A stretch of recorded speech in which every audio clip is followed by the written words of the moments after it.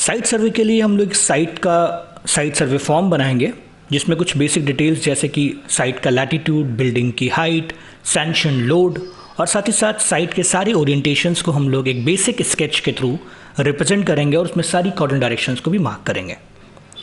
इन parameters से हमारी एक साइट सर्वे की ड्राइंग रेडी होगी जिसमें बिल्डिंग का स्केच होगा, उसकी डायमेंशंस होंगी, हमको कहाँ पर प्लांट को बिठाना है, कहाँ पर एले लगाना है, कहाँ पे अर्थिंग करनी है, इन सारी चीज़ों को मार्क करेंगे। और साथ ही साथ इससे हम लोग अपने केबल की लेंथ को भी डिसाइड कर सकते हैं कि हमारा कितना डीसी केबल लग रहा है, कितना एसी केबल लग रहा है, और इन सारी चीज़ों के अकॉर्डिंग ही हम अपने मटेरियल को प्रोक्योर कर सकते हैं। तो हम यहाँ पर बिल्डिंग की छत के ऊपर आ गए हैं। यहाँ पर हमें 2 लेवल्स दिख रहे हैं, एक नीचे की छत है, एक ऊपर की छत है। तो ऊपर की छत है ममटी यानी कि जीने की छत, और इसी के ऊपर हम लोग अपने प्लांट को बिठाएंगे।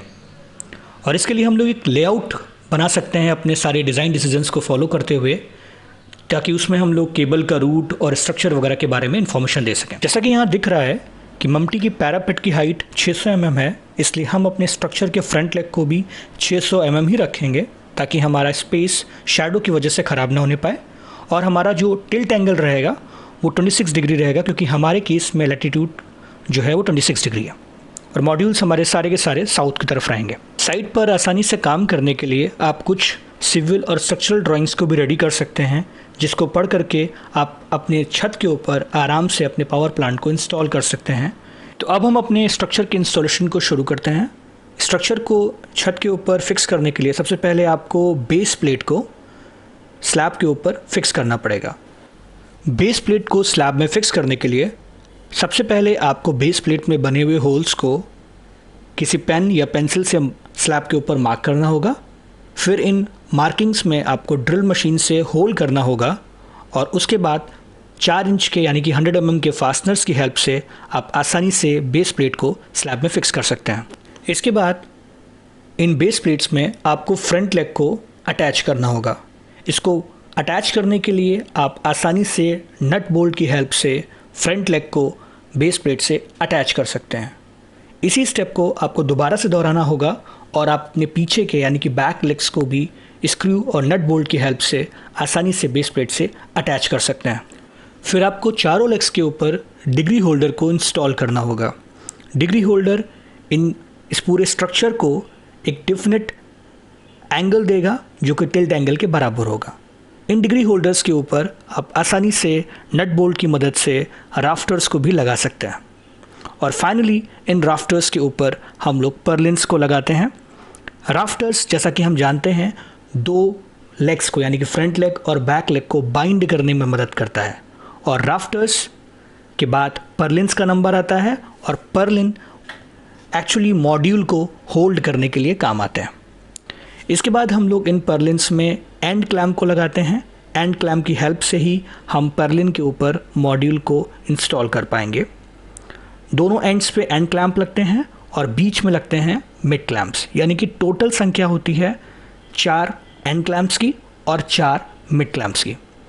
अब इस पूरे प्रोसीजर को हम एक साथ एक बार में देखते हैं। आपको पता है कि आगे के लेग्स हैं आपके फ्रंट लेग और पीछे के बैक लेग। इन लेग्स को बाइंड करने के लिए आपको यूज़ करने हैं डिग्री होल्डर, जो कि आपको स्ट्रक्चर को एक एंगल दे रहा है, और इनके ऊपर आपको यूज़ करना है राफ्टर्स, जो आगे के लेग यानी कि फ्रंट लेग और बैक लेग को एक साथ बाइंड कर रहे हैं। इसके ऊपर आपको यूज़ करना है पर्लिन, देन आपको यूज़ करना है एंड क्लैम्प और मिड क्लैम्प। इसके बाद आपको क्या करना है कि आपको अपने स्ट्रक्चर को स्ट्रेंथ देने के लिए, ताकि वो विंड में या किसी तरह के प्रेशर में कोई प्रॉब्लम ना हो, हम लोग इसमें फाउंडेशन को कास्ट करते हैं, जो कि 300 बाई 300 बाई 300 mm की होती है, यानी कि इसकी लेंथ, ब्रेथ और हाइट 300 mm ही रहती है। और फिर अपने मॉड्यूल को हम लोग पर्लिन के ऊपर एंड क्लैम्प की हेल्प से दोनों एंड मॉड्यूल्स को इंस्टॉल करते हैं, और फिर बचे हुए बीच के मॉड्यूल को भी हम मिड क्लैम्प की हेल्प से इंस्टॉल कर देंगे। तो अब बारी आती है कनेक्शंस की। आपको दिख रहा है आपकी स्क्रीन पर सिंगल लाइन डायग्राम। इसमें तीनों मॉड्यूल सीरीज़ में कनेक्टेड हैं और यहाँ से एक पॉजिटिव एक नेगेटिव डीसी-डीबी के थ्रू होते हुए इन्वर्टर में जा रही है, वहाँ से जा रहा है एसी-डीबी में, और एसी-डीबी के बाद जो आउटपुट है एसी आउटपुट वो आपके जा रहा है मेन डिस्ट्रीब्यूशन बॉक्स में, और वहाँ से बाई डायरेक्शनल नेट मीटर में जा रहा है, और उसके बाद आपकी एनर्जी ग्रिड को एक्सपोर्ट हो रही है। कनेक्शन समझ लिए हैं, अब चलिए इनको इम्प्लीमेंट करते हैं। तो मान लिया कि हमने अपने तीनों मॉड्यूल्स को कनेक्ट कर दिया है सीरीज़ में और हमारा कनेक्शन हो चुका है। इसके बाद हम लगाएंगे लाइटनिंग अरेस्टर को। लाइटनिंग अरेस्टर बेसिकली हमारे डीसी साइड को सर्ज प्रोटेक्शन प्रोवाइड करता है। और इसके बाद बारी आती है डीसी-डीबी, एसी-डीबी और ग्रिड टाई इन्वर्टर। जी हाँ, इसको लगाने के लिए सबसे बेस्ट रहता है कि आप किसी शेड की जगह पर, यानी कि जहाँ पर प्रोजेक्शन हो, कोई छज्जा निकला हुआ हो, वहाँ पर इसको आराम से आप वॉल पे इंस्टॉल कर सकते हैं। और इसके बाद करनी होगी आपको डीसी अर्थिंग, यानी कि डीसी साइड की अर्थिंग। डीसी अर्थिंग करने के लिए हम यहाँ पर 4 स्क्वायर mm का कॉपर केबल का यूज़ करेंगे। 4 स्क्वायर mm के कॉपर केबल से हम स्ट्रक्चर के लेग को और डीसी-डीबी को कनेक्ट करेंगे, और फिर इनके आउटपुट को हम अर्थ इलेक्ट्रोड तक ले जाएंगे, जो कि हमारा ग्राउंड पे इंस्टॉल हो चुका है। इस तरह से हमारी डीसी अर्थिंग डीसी साइड के लिए कंप्लीट हो गई है। और इसके बाद हमको करनी होगी एलए की अर्थिंग, लाइटनिंग अरेस्टर की अर्थिंग, और वो भी हमने 4 स्क्वायर mm के कॉपर केबल की हेल्प से ही की है। और इसके बाद हमको एसी अर्थिंग करनी होगी, जो कि हम एसी-डीबी से करेंगे, और इसको भी हम लोग अर्थ इलेक्ट्रोड से जोड़ देंगे। तो इस तरह से हमारे पूरे के पूरे सिस्टम में 3 अर्थिंग होंगी, एक डीसी साइड की, एक एसी साइड की और एक एलए की। एक ग्रिड कनेक्टेड रूफटॉप सिस्टम में अर्थिंग का ऑब्जेक्टिव होता है कि अगर किसी भी तरह का सिस्टम में लीकेज करंट डेवलप हो तो वो एक मीडियम यानी कि केबल के थ्रू होते हुए आसानी से इलेक्ट्रोड के थ्रू ग्राउंड में पहुंच जाए और हमारा सिस्टम किसी भी तरह के हैप्पजार्ड से बचा रहे। अब बारी आती है एसी आउटपुट की, जो कि हमको मिल रहा है ग्रिड टाई इन्वर्टर से।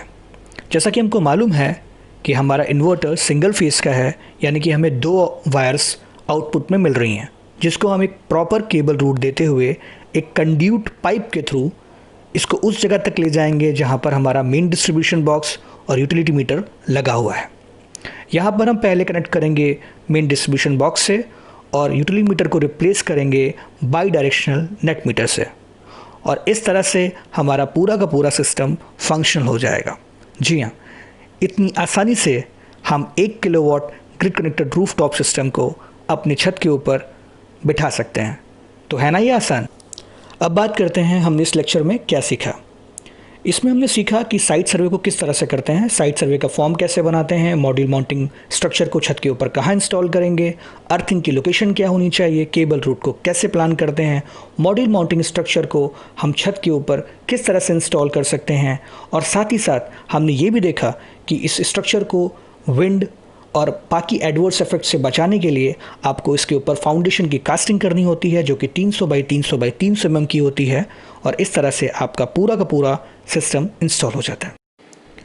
तो फिर देर किस बात की है। इस तरह से आप भी अपनी छत पर साइट सर्वे कर सकते हैं, डिज़ाइनिंग कर सकते हैं, कंपोनेंट्स का सिलेक्शन कर सकते हैं, मटेरियल को प्रोक्योर कर सकते हैं, और फाइनली अपनी छत पर रूफटॉप सिस्टम को इंस्टॉल भी कर सकते हैं। तो इस तरह से अब आप कंज्यूमर नहीं प्रोज्यूमर बनिए और अपनी बिल्डिंग को भी बनाइए आत्मनिर्भर।